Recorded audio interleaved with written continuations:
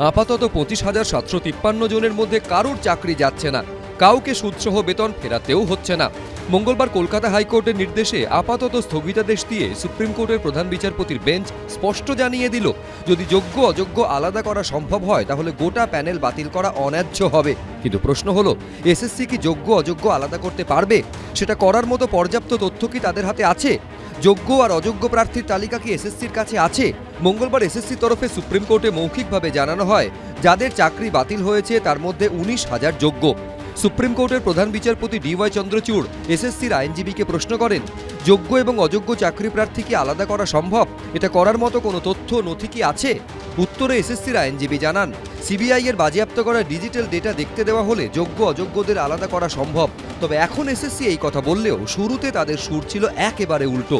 Kolkata high court চাকরি বাতিলের নির্দেশ দেওয়ার পর এসএসসির চেয়ারম্যান দাবি করেছিলেন, যোগ্য অযোগ্যদের স্পষ্ট বিভাজন করা কার্যত অসম্ভব। যারা বেআইনি, যারা অযোগ্য, বাকি সবাই যোগ্য।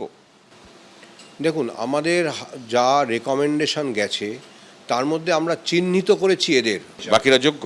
এবারে যদি কোনো নতুন তথ্য প্রমাণ না আসে বা আপাত দৃষ্টিতে এই মুহূর্তের তথ্যে দাঁড়িয়ে তারা যোগ্য, বাকি সবাইকে যোগ্য বলতে আপনি তো তাহলে পাচ্ছেন না। এটা কখনো সার্টিফাই করা যায় না। সবাইকে আমি তো চেক করে দেখিনি, তাদের ওএমআর কি আমি বাকি 19,000-এর বা বাকি 23 লক্ষের ওএমআর চেক করে দেখেছি?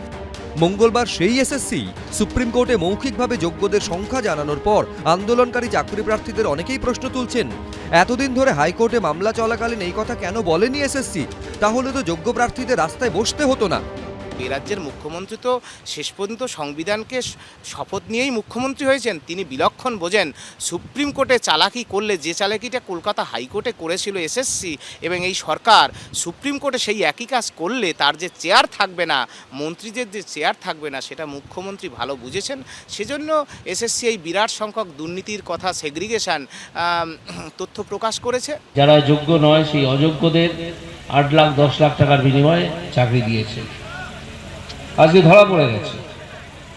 আজকে শুনছি সুপ্রিম কোর্টে তারা জানিয়েছে প্রায় 6,000 এরকম জাল প্রার্থী আছে। 6,000-কে গুণ করুন 8 লাখ টাকা দিয়ে, 4,800 কোটি টাকা।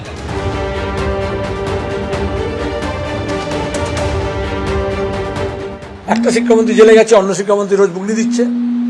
এদের সবার শাস্তি দেওয়া উচিত। যোগ্য চাকরি প্রার্থীদের নয়, শিক্ষকদের নয়। অযোগ্য সরকার এবং স্কুল সার্ভিস কমিশন যারা যোগ্যতা নিতে পরীক্ষা নিল, কিন্তু কোনো রেকর্ডস নেই কে যোগ্য অযোগ্য, সবটাকে মিশিয়ে দিয়েছিল। কিছু যোগ্য কিছু অযোগ্য, এই নিয়েই তো বিতর্ক। মাননীয় সর্বোচ্চ আদালত কি বলল, যদি তাই হয় তাহলে পুরো প্যানেলটা কেন ক্যান্সেল হয়ে যাবে? যদি কিছু যোগ্য আর কিছু অযোগ্য এই নিয়ে বিতর্ক থাকে, তাহলে সম্পূর্ণ প্যানেলটা সেটা বাতিল হয়ে যাওয়ার কোনো কারণ নেই। তাই তার উপরে স্থগিতাদেশ।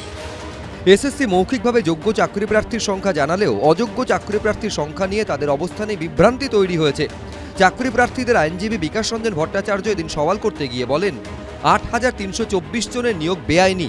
তা শুনে বিচারপতি প্রশ্ন করেন, 8,324 জনের নিয়োগ অবৈধ হলে পুরো প্যানেল বাতিল করা হলো কেন? এর আগে এসএসসির তরফে দাবি করা হয়, তাদের দেওয়া তালিকা অনুযায়ী বিতর্কিত চাকরি প্রার্থীদের সংখ্যা 5,250। এখানেই প্রশ্ন উঠছে, তাহলে অযোগ্য চাকরি প্রার্থীদের প্রকৃত সংখ্যা কত? এই নিয়ে কি এসএসসি আগামী দিনে অবস্থান স্পষ্ট করবে? বিজেন্দ্র সিংহ, সৌভিক মজুমদার, বিটন চক্রবর্তী, এবিপি আনন্দ।